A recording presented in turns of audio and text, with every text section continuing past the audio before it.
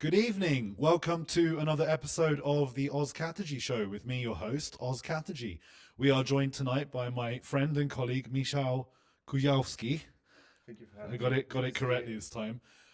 Yes, good to see you too. And you are a Polish journalist who works for the Kyiv Yeah, Post. exactly. And Polish media outlet Talk FM, which is Polish news radio station. Right, great. And we've brought you on here, like I promised, guys, when the Russian drone incursion into Poland happened. I said we'd bring on a Polish journalist to talk about it. So here we are, I guess. Yeah, really. Why don't you start with telling us a little bit about your background, who you are, and yeah, then we'll move into that's the first Sure, question I sure, ask yeah. people, yeah. So I'm Michal Kujawski. It's good to see you. Hi, everybody. I work, just like all said, I work for Kyiv Post as well as Polish media. I used to be a head of current affairs at TVP World, which is a Polish public broadcaster in English. And I'm a journalist focused on society, politics, and economy in Central Eastern Europe. So, why don't you bring up everyone up to speed? There was, a major unprecedented event. Well, we say unprecedented, Yeah. but we have had incursions before, but this was a serious one Yeah, definitely. It wasn't an accident, right? So for we've sure. seen at least 19 drones, Russian drones, flew into Polish airspace. And I believe it was 2 or maybe 3 days ago, there was another reported someone flying mini drones. Some Bulgarians were, or There was Belarusians were, sorry, were arrested. it was on Monday when, like I said, mini drone flew over a presidential building and governmental complex in Warsaw, and it was by 21 years old Ukrainian and seven male and 17 years old Belarusian girl. But I'm not sure if it was an espionage or some sort of hybrid operation. I think well, let's say it was just a silly thing. Okay, well that was But yeah, reported, so yeah, yeah, I haven't it was. followed along Yeah, with that, which is, focus on it. Yeah. but that's what the good thing is to have a Polish journalist on to tell us about these things, because what we generally hear and see in the Western press is what the Polish government is saying at the time. And that's the reaction, because Yeah, the yeah, story yeah. is always really focused on Ukraine, but Poland became the story over the We are last European country. Yeah. couple of weeks. So you've brought us up to speed with what's happened. Why don't you tell us about the Polish government's reaction to it? Explain it as a blow by blow account of what they did, what happened, and then we can start talking about maybe critique or commentary about what we think that they have done basically. So the reaction of government was quite good actually, and both Polish president as well as Polish Prime Minister, President Nawrocki and Prime Minister Donald Tusk, spoke the same language, which is not that common thing in Poland, because well, for those who are not familiar with Polish domestic politics, I would like to say that there's huge domestic political conflict, as we can see in other countries also, like in the United States, for example, between the Democratic Party and the Republicans, and this they showed a unity, which was very good reaction. Also, the reaction of Polish armed forces, I would say, it was good because well, Polish jets took down some of those drones, but if we consider it as a test, I wouldn't be so positive about it because, well, unmanned aerial vehicles violated Polish airspace, excuse me. But following that, unmanned objects violated Polish infosphere, which means, well, Poland faced a huge disinformation attack after that. So a few days ago, the research came out, and the research said that over 30% of the comments and other content in Polish social media and Polish internet said that it was Ukrainian provocation, and less number of comments said that it was Russian provocation. Some of the comments even said that it was well, they blamed Polish government, which was actually, well, silly. So of course, well, I said it was unmanned objects because, well, it was bots, obviously, but those bots influence like real users, right? So I'm not sure if Polish society passed this test properly. Sorry about that, guys. We had some audio issues there. For some reason, the software had unrecognized the mic, but hopefully we're all working there. We're seeing everyone say thank you for everyone for chipping in. Why don't we circle back a bit there? So just to recap on it for people who might not have heard the first bit. The government, they saw this reaction and they spoke with the same language, same voice, which was very good because, well, in the context of huge domestic political conflict we have. But Polish society faced a huge disinformation campaign after that. So there were many voices in the internet, especially social media, X platform and other platforms, saying that it was Ukrainian provocation. And those campaign influenced some of internet users, some real profiles, some commentators, far-right party Konfederacja, and they started to claim that Ukraine wants to drag Poland into war, which is absurd. So we'll go into the hybrid threats and the so on, because I do think that's important to dwell on. But I wanted to talk about the kind of the diplomatic response as well, because Poland, obviously, Marshall, they triggered NATO Article 4. It's the second time it's been triggered since the war began. And, you know, there were people thinking, is this an Article 5 situation? It was clear that other NATO members were like, we don't see this as an Article 5 situation. So could you talk us through what you think the Polish government's strategy and what they have said to their own people about, you know, why they have gone with these decisions? And, you know, clearly they're trying to send the message that they currently feel the national security situation is... So you mentioned Article 4, you mentioned Article 5, but I think we should consider this this violation of Polish airspace as Russia testing Western unity. First of all, this is a test for NATO. They want to see NATO, EU, Western allies. They want to see them divided. So, and here, it's not that black and white, because alongside Polish F-16 fighter jets, Dutch F-35 fighter jets were taking down those drones, right? So the day after, France said they will deploy their fighter jets into Poland, so they did. Sweden also announced that they will strengthen eastern flank in Poland. So Great Britain did, Czech Republic did. So the response is quite good, in my opinion.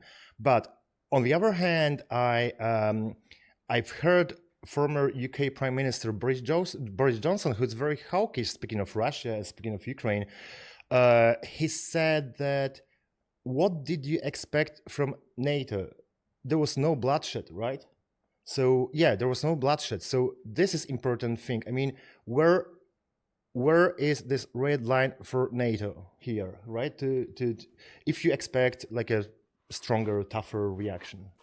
Well, look, the thing that we understand, or that I understand about this, is my opinion on the way Russia behaves, is that they want to try and test the limits of NATO, and they want to undermine it bit by bit by bit by bit. Right? It's a campaign of slow escalation. Exactly. To the point that cutting a bit off. You know, like the boiling the toad in the pot, which is not true, by the way. A toad will realize it's being boiled. But the point being that they just keep escalating slowly to the point that escalation, at the high level of escalation between them, is just normal for NATO, and NATO isn't responding with the same level of escalation towards Russia. That's true, and there's nothing new about it, right? We had a single violations of Polish airspace, several times. We saw it in Lithuania, we saw it in Moldova and other countries. So if we get back to 2021, so this was a year when Belarus started to push migrants into Polish eastern border, right? So they wanted to divide Polish society. So this basically it started back 4 years ago, just a couple of months before full-scale invasion of Ukraine, right? So definitely it's new normal. We can call it new normal here. And yeah, exactly what you said. Speaking of escalation. So, can you talk to us about the Polish government and what they want to do in response to this? Because the Ukrainians want Polish jets to help them shoot down aerial targets above Ukraine, and so far, no NATO member has been like, yeah, fair enough, we'll help you do that. And that is, the Ukraine. You've been here when these attacks have happened. Yeah, You know Crimean how bad times. they Yeah, are. yeah. You know how big Ukraine is. I'm talking to the converted here, so you know that their capacity, their air defense capacity, is already stretched. Yeah. And their argument, quite rightly, Kyiv's argument to Warsaw will be, we are the reason that these drones aren't making it to your border more often. But the Polish government, even though this is a hawkish pro-Ukrainian government, they haven't gone that step. So can you talk me through the reasoning behind, not your opinion, rather, the reasoning behind it, the rationale behind it, and then we'll critique it after that? So recently, I think it was today or 2 days ago, Polish Foreign Minister Radosław Sikorski said that the West should consider once again to shoot down Russian drones, Russian missiles over at least Western Ukraine. But, well, the thing is, the West want to avoid escalation, right? Further escalation. So I'm not sure if this policy works, but closing the sky over Ukraine, it means literally taking down Russian missiles over Ukrainian territory, but NATO fighter jets, air defense systems, and so on. So now we would see direct clash between NATO and Russian forces. And it's all about avoiding escalation. And I saw one of the comments saying that Polish reaction was a bit expensive response, right? I don't think we should consider it. If we consider it as an expensive response, if such events would be on a daily basis, I would fully agree. But it was the first time. So it was a message. I know that it may sound ridiculous to shoot down the drone, which was like a 10,000 or 30,000 euros, with a missile which was like 500,000, right? But it was a message to Kremlin that we can take it down. We have all the tools, and also it was a message to Polish society. Look, we have modern military equipment. We are ready to protect you, protect our homeland, right? So I think they used those systems because, it wasn't only like we shouldn't consider it as a military response. We should also consider it as a political response. So, I mean, look, I'm putting myself in the shoes of the Kremlin now and their military strategists. They violated Polish airspace, clear violation of your security. And Poland has, all they've done is they've shot down the drones that they've entered. There's been no kind of military response. There's been no Polish drones over Russian territory. There's been no direct response to Russia from the Polish government other than words and shooting down. So but bear in mind the argument. It's not my argument. I'm trying to see it from the Kremlin's point of view. They have managed to do something which wasn't normal before, which wasn't acceptable, and would have been, if you'd have asked the Polish government, we'd respond massively heavily to any violation like this, and they have violated like this, and the Polish government has just then better not do it again, or we'll shoot them down again, sort of thing. Has it set the stage for the Kremlin to keep doing stuff like this if the Poles don't respond more forcefully than they currently are? Well, the response is what we see now: more NATO troops, jets in Polish territory, right? So this is a sort of response already, which are ready to take down other Russian flying objects. So also I would expect more political responses from Poland. Poland shut down last border crossing with Belarus, which was quite harmful for both Russia and Belarus, but also, so all the border crossings with Belarus are shut down, literally. And it's also harmful for China, because this is a chain, like an economic chain for Chinese products flowing to European Union, right? So they just didn't, Poland didn't let them in. So a couple of days ago, Chinese foreign minister was in Poland, in Warsaw. He was discussing the issue with Polish both President Nawrocki and Foreign Minister Sikorski. They've been discussing it. The meeting with Sikorski was 3 hours long, if I'm correct. And Poland said, no, we're not going to open it, right? So this is a tool. And now China can push, Belarus can push Russia to stop escalating. So let me just maybe tuck you in a Oh, little bit yeah? more because you just sort of Okay, decided sorry. that. So no, you're fine. Yeah, sorry guys, I'm quite far away from the screen, so I can't read all of the comments as they're coming through. Do keep them coming in, and I'll try and check in on them occasionally. We have a question from Zen who's saying, would Russia stand a chance against the full force of NATO should they succeed in their provocations? I think that the clear answer is no. They would absolutely get walloped in a straight fight between Russia and NATO. Yeah. But that's the point, that Russia wants to keep trying to undermine NATO. This is my opinion again. Yeah, this is called hybrid war. Yeah, hybrid Undermine, warfare. Yeah. they want to Unity. undermine Article 5 to the point that Exactly. Article 5 doesn't hold. Yeah. And if Article 5 doesn't hold, then Russia can do X, Y, and Z again, slowly with hybrid That's true. means. Yeah. Plausible deniability here and there. I mean, it's much more difficult for Russia to do that. But that was the model they did in Ukraine, and they want to apply it to NATO effectively. That's true. Russia is definitely too weak to face like a full NATO force, even without United States. I mean, so yes, I mean, I would agree there, but again, no NATO member wants to take that fight on because they're True. worried about Russia's nuclear threats, which is a valid justification for trying to hold back on escalating militarily, but it's very clear that Russia sees itself at war with NATO and is definitely trying to test the limits of where NATO says it will defend every inch of its territory. In my opinion, the more success Russia has on the battlefield in Ukraine, the more likely it is to want to test that every inch. that's true, absolutely. And let me follow up to what you said and what Boris Johnson said, right? He said that there was no bloodshed in Poland, but on the other hand, we've heard Joe Biden and other NATO leaders saying that we will defend every inch of NATO's territory, right? So it's not a clear message in the end of the day. So what they need to literally protect the every single inch. But on the other hand, I wouldn't say that NATO didn't pass the exam, because we just, like I said, we saw Dutch fighter jets taking down Russian drones, right? So yeah. I mean, the question is that the big worry was.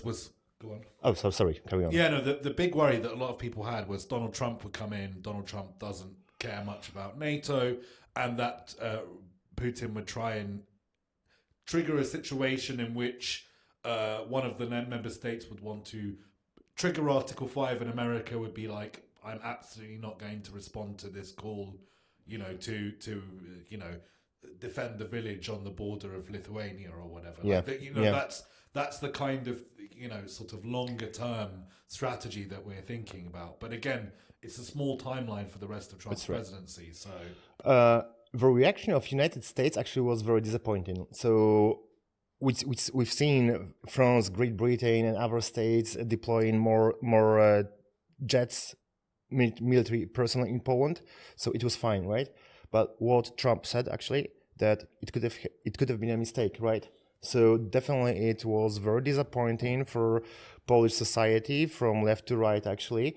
And it took place actually around 10 days after new Polish President Karol Nawrocki was in DC. And everyone in Poland considered his visit in DC as a really very promising, really very good. And they hope for a very close strategical partnership between Poland and United States. So summing it up, it was very disappointing for Polish society. And that is something that because Poland was a country that likes Donald Trump. Generally, he had good approval ratings he was well liked by the president. The former president was seen as a sort of Trump whisperer, wasn't he? Considered that. So has this been again, Poland? One of the stories that were told by the Russian Yep. pro-Russian media is that NATO aggressively expanded towards Poland, rather than the truth was Poland blackmailed their way into NATO, basically, playing with the Clinton administration, saying, if you don't let us in, we're gonna campaign for the Republicans, sort of thing. It was a big, Poland really wanted to be in NATO, and so what has that done to the faith in the relationship with the United States more broadly politically in Warsaw? So Polish society is very divided, just like American society is. So I would say that majority of Poles supports Donald Trump. Poland supports partnership, close relationship with United States, despite who's in govern, right? Who's in DC. So it was similar when Joe Biden was the president. It's similar now, but we didn't have any news service like a public poll saying if it has changed since last Russian provocation. I don't know, but Poland can be definitely considered as one of the most pro-American countries in the European Union. So it will, and many Poles consider this partnership as a sort of insurance, I would say. But I would wait for a service. Well, we've got Spazalot saying that Poland requested US nukes on its territory several times, but keeps getting declined. So that's also something that might, are the Poles going to start thinking more aggressively about their security going forward because of American hesitance on this? It's not really easy. I'm sure every Pole would like to have American nukes on its territory. Who wouldn't? I'd love exactly. To have an American it's nuke perfect. in my house, Right? stick it here, over there, somewhere. So you could all see if that. Someone in American can send me a nuke, and we'll hold it back there. That'd be great. You're British and you have your own We've nukes too. We've got our own nukes, but we don't have very many. We don't have very many of them. How many? 300? I don't know the number. Maybe I should. I'll Google it So while you can have one here. Talk about Polish nuclear strategy, and I'll Google so, how many nukes we have exactly. So Poland has no nuclear weapons, and obviously, and it's politically it's not very easy to get one. So I know there are some in Germany, but to join American program is not that easy thing on a political ground, especially. But we can't forget that we have around 10,000 American troops in Poland. So this is also a good thing. Right? So the UK has 225, or is looking to expand to up to 260. So it's not clear how many, what exact number they're on right this second. But from 225, they're looking to expand to 260. Apparently. Also, that's just the first thing that I looked at. I haven't fact checked that. So if someone could fact check that while we're on air, that'd be great. But still, that's not a lot of nukes compared to the Americans. Yeah, and I've seen that. Yeah, and I've seen that one comment. I've seen one comment saying that Poland looking at a partnership with France. Yeah, that's true. With Britain, true. So also key partners are Nordic states and Baltic states.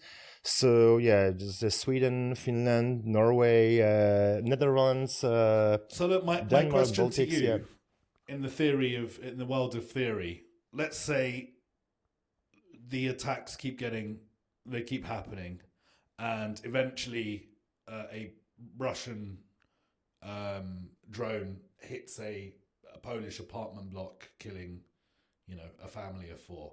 What's the Polish government's response to that going to be? I hope it will never happen, firstly. Of course, we understand that. We all hope it never happens, right? Because it's a dangerous situation to be in. This is a reality now. In the UK, we're not worried about Russian drones hitting us, but this is you have different things in the UK, like assassinations and so on. Again, look again. These are serious things, but this is a reality for Poland. Poland now has Russian drones entering into its border. That's true, right? That's a reality for the Polish government to deal with. So thankfully, we have no injured, we have no deaths now. I believe Polish Air Force, Polish air defense system will work properly, as well as other allied forces in Poland. So I just hope, I keep my fingers crossed, that will never happen. So it's really hard to tell. Actually, if we are not at this point right now. If you take a look at what happened, we see Russian Gerbera drones, which are sort of decoy drones violating Polish airspace, right? They didn't carry any explosives. So they wanted to test NATO, they wanted to test our air defense, but they didn't want to do like a serious casualties, at least for now. Well, you're quite right there, but Yeah. they've also learned that they're not going to. Poland isn't going to bomb the sites that those drones were launched from in response to it, right? Yeah, we've that's true. already had a response in which was relatively passive. Will be the devil's advocate argument here, Yeah. that this really wasn't as robust a response as Warsaw would like the world to believe it was, right? Particularly given when America was like, yeah, no one died, kind of who cares sort of thing. You know what's interesting here? I mean, we are talking about missiles, drones, and like a real fight, right? But we should take a look at other options like cyber attacks. The West is facing, well, loads of cyber attacks on daily basis, right? Russian cyber attacks. And we haven't So- called Article 5 on any of those either, right? Exactly, but what we do in response? I mean, why can't we carry out a cyber attack in banks in Russia, Moscow Metro line, or just a message, right? Without killing anybody, without escalating. Just we could set a strict message to Kremlin that we can harm you. It's a good point, but it's sort of how much damage can really be done with these kinds of cyber attacks. I believe quite a lot. Economy. Well, we'll have to see. I mean, And if you're economy, and speaking of society, right? If you for That- example, yeah, if look, you take that's the hard part, though. Like It is. I don't see a NATO government wanting to inflict harm on Russian but I mean, just people, right? That's always been a clear line in the sand. That the well, yeah, but a governments little aren't blackout in against- St. Petersburg wouldn't be a big thing. I think so. What do you Look, think? I'm not Yeah. agreeing or disagreeing. I'm just my point is that I don't think that would sufficiently deter Russia in the long run. Do you know what I mean? I don't. When we're at the point where Ukraine is degrading Russia's oil facilities, which is really, they're doing a cracking job. Oh of yeah, that. absolutely. Yeah. And Russia has no real response to that. Really, Russia, does things. They Right. and this is in response to one of the questions we had there, I believe, from Zen, that this is Russia's strategy, not because they want to provoke a fight directly with NATO members, but again, it's just about trying to undermine the idea of collective security, right? That's true. Yeah. And they are successfully doing that, which is again why it's so difficult to answer what would the Polish government do if someone was killed, because I don't see it being. I don't see an Article 5 being pulled if a drone kills a Polish civilian. Personally, I just don't see that happening now. The Russians will say, "Oh, it wasn't ours, accident, whatever." Blah blah. Blah. The thing that they always Yeah, do. definitely. Yeah. And then there's going to be a question of, are we really going to call for a NATO-wide war? And then at that point, the Kremlin will have been like, well, we've managed to success. Again, I'm talking hypothetically in the field of yeah, theory exactly. And here, I think I'm not able to answer this question. I mean, we should wait for such an event, and I hopefully we will. Yeah, exactly. Exactly, this is what I wanted to say. And this is actually a question to Polish authorities. But what we can do now, so we can support Ukraine, right? And stand firmly with Ukraine, send more weapons and so on. So I think this is what you said earlier, actually, right? So Russia actually, if we take a look at the front line here, right? So it doesn't change a lot, right? It doesn't change a lot for a long time. So what we should do, we should just support Ukraine on the political ground, financial ground, military ground. So look, I've got another question which ties on to something that what someone in the audience is saying at OLN, who's saying that the EU can't stop themselves from buying Russian gas, and I will say that is gas is no longer really coming into Europe. Oil is, and it's largely going to Slovakia and Hungary. Yeah, Poland stopped in 2022, So and that's my next yeah. question will be about that. We heard Donald Trump saying why he's not implementing new sanctions. He's saying, well, Europe needs to stop buying this stuff. And I'm like, but the people that are buying it are two Trump allies who Trump would never criticize, right? So he didn't mention them at all. He just said Europe as if it's one collective body, but it's the two remaining pro-Russian capitals that are doing it. So can you tell me about Poland's relationship with Slovakia and Hungary? Because we've seen the Hungarians and the Polish foreign minister get into heated exchanges recently. Quite many times So actually. can you talk to us about how that's all going? Because Poland is kind of positioning itself now really as a major player in the EU. Particularly now that the United Kingdom has gone away, it's sort of Germany and France sort of alone there are the major two powers, which, why shouldn't Poland be as influential as Italy or Spain, kind of thing? Oh yeah, Polish has one of the biggest economies in European Union right now. It's 20th economy in the world actually.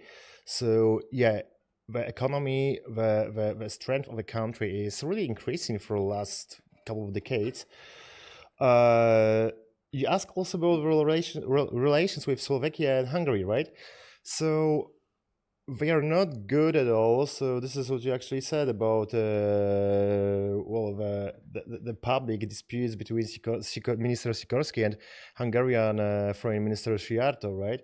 So this is actually how it looks like, right? So we cooperate in European Union and so on, but position on Ukraine, position on Russia is absolutely different. Now, look, I know we don't cover Poland often, but seeing as we're here, so the Polish president obviously is a right winger. He wasn't from Tusk's faction, so that was obviously a blow to Tusk that he didn't get his man in office. So can you talk to me about that dynamic now in Parliament between the Prime Minister and the President?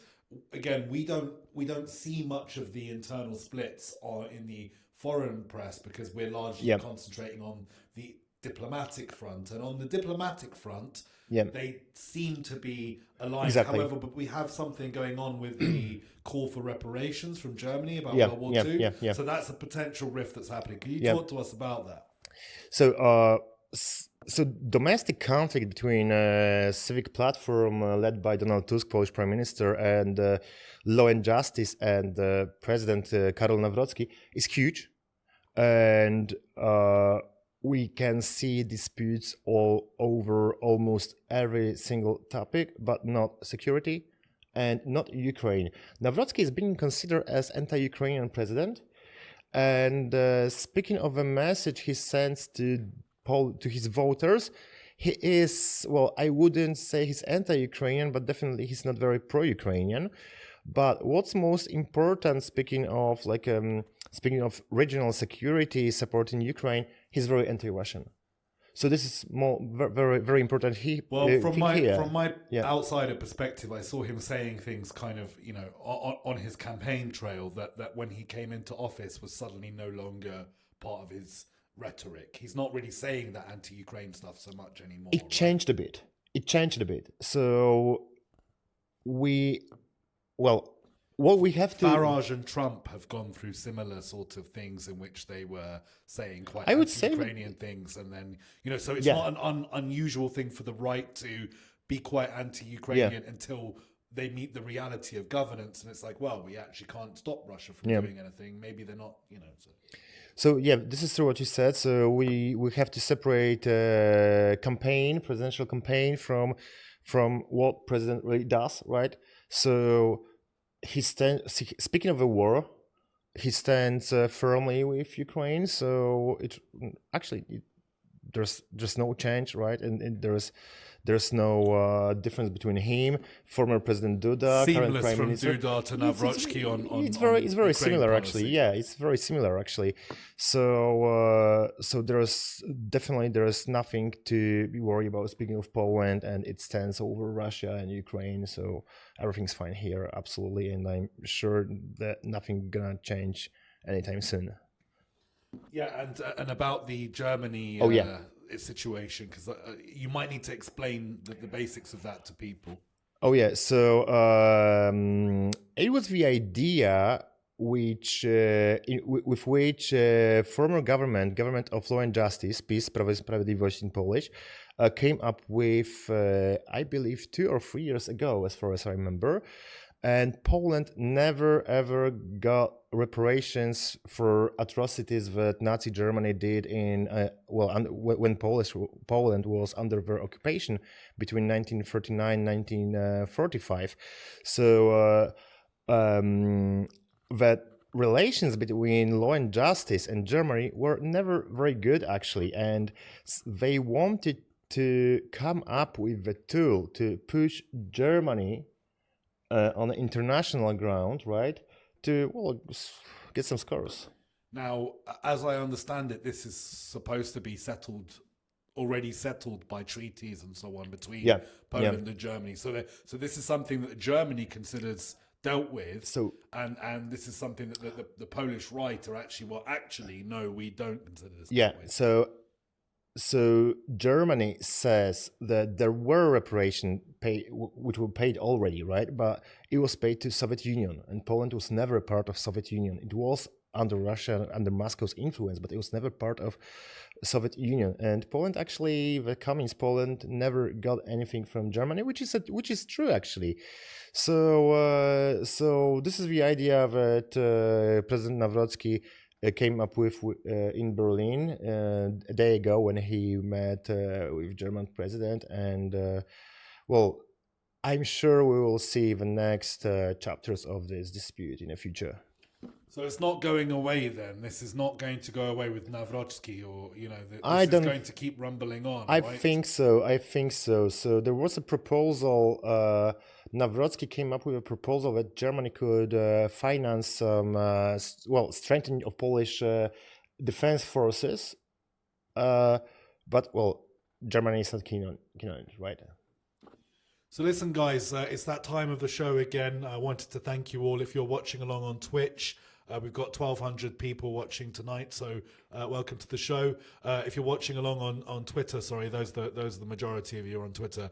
The only way to interact with the show is to come onto Twitch and to send questions through Twitch. So if you do, please do hit the like and follow button on the Twitch account. Really help us grow. If you're following on YouTube, thank you so much for following along. Please do consider liking and subscribing these videos. Really enjoying putting out this content to you weekly. But helping us grow means we can keep doing this stuff more often. But yeah, look, I've got one more question for you. But I just want to say to the folks, if you want to put your final questions for Michal now, pop them in the chat and we'll get there.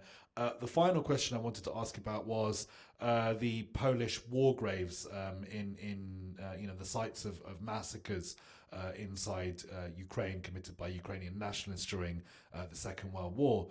That the exhumation of those bodies, that's been an ongoing situation that really Warsaw and Kyiv seem to be cooperating quite well on. There seems to be but you can tell us the ins and outs of it. But this is something that is obviously a big deal to Poland, quite rightly. It's also something that the previous Ukrainian governments have been hesitant to do. So could you bring us up to speed, because that's still ongoing, that situation? Yeah, it's ongoing situation, and it started back in 1991 when Ukraine we've had when Ukraine got its independence from Soviet Union.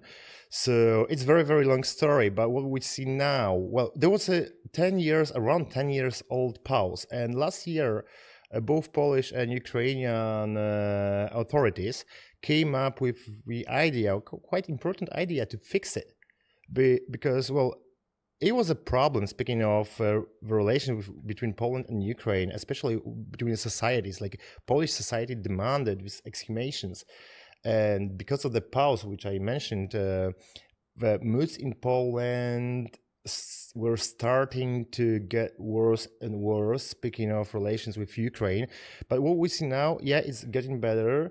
There were, two of the works in Ukraine are over. There are one works with Ukrainian victims in Poland to start in late September, as far as I remember.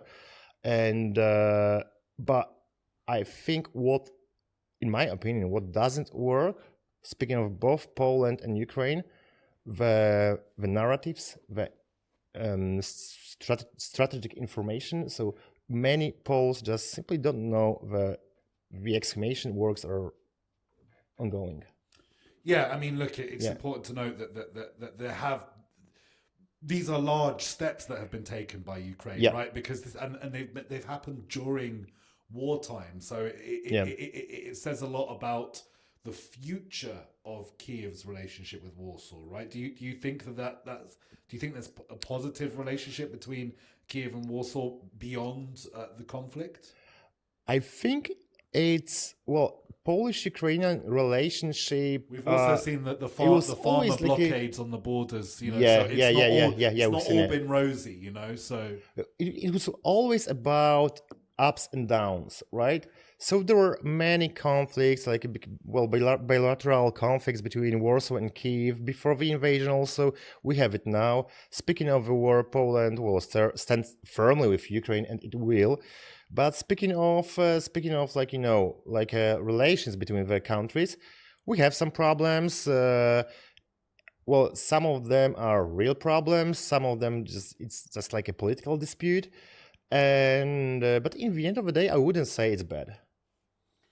So we do have one final question from the audience here from OLN, who is asking about the domestic situation in Poland, saying, how is the rise of the far-right Konfederacja and KKP affecting things in Poland? Oh, this is a problem, definitely. They are growing. They are growing, but not because the Polish society is becoming far-right, but Polish society is tired with both law and justice and civic platform. For example, imagine you're 25 years old guy from Poland. It's very similar to what's happening in the UK with Reform. And Conservatives and Labour are losing popularity. And for your entire life, you see two parties in power, right? And people all are tired with them, right? So this is the current mood. So I think people are afraid of war. People are afraid of what will come up tomorrow, right? So people are tired with what they've seen for the last 20, 30 years, even if we can consider Poland as a huge success, speaking of economy and so on. But is it a problem? Yeah, I consider it as a problem. So some of members of Konfederacja are pro-Russian, I would say, or they are being considered as pro-Russian or at least anti-West, anti-Ukrainian. Are they going to take power in Poland? No, they are not. But definitely they are stronger than ever, and the other political powers in Poland will need to take them seriously. So I've got one final question, because we touched upon it, but we didn't go into too much detail. We were talking about the hybrid threats that took place, the propaganda that took place in Poland, which was so bad that the foreign minister made a comment about it, and I believe it, you know, or Tusk, I don't remember which one it was, but there was a statement made about it, about the reaction following the drone incursion. So there are still elements inside Poland that are sowing discord, that are, you know, native Poles who are pro-Russia and instigating, and we have those in the, you know, we've got people like George Galloway in the UK. But so can you tell us finally about those people? Are they having more success at the moment in, you know, particularly with regards to the farmers' protest? That was part and parcel of the sort of anti-Ukrainian backlash that has existed within parts of Poland. Well, definitely we can say that Russia invests a lot to its propaganda. They want to make Poles that the drones violating Polish airspace was a Ukrainian provocation. Right. I would say everything that's happening in Poland, which is not communicating in a proper way, is being used by Russian propaganda, by pro-Russian forces. They want to undermine, you know, like a social stability. They want to divide, society. And I'm afraid it's it's a real problem now here in Poland. Well, not here in Poland, I mean. Well, listen, thank you so much for joining Thank us, you. Michal. One final bit for you is Yeah. if people want to read your work, where can they find you? Will you have a Substack? I'll put your X channel in. Please put my X channel. Yeah, I think it's fine. And your columnist page on the Kyiv Post. Yeah, yes, please. Yeah, Okay, yeah, great. yeah. Well, Would be great. That's where we can find you. Thanks again for tuning in, folks. I hope you learned a bit about some of what's going on in Poland. Sorry about the audio issues at the start of the show. Not sure why that happened. That shouldn't have happened. It was a bug of some kind.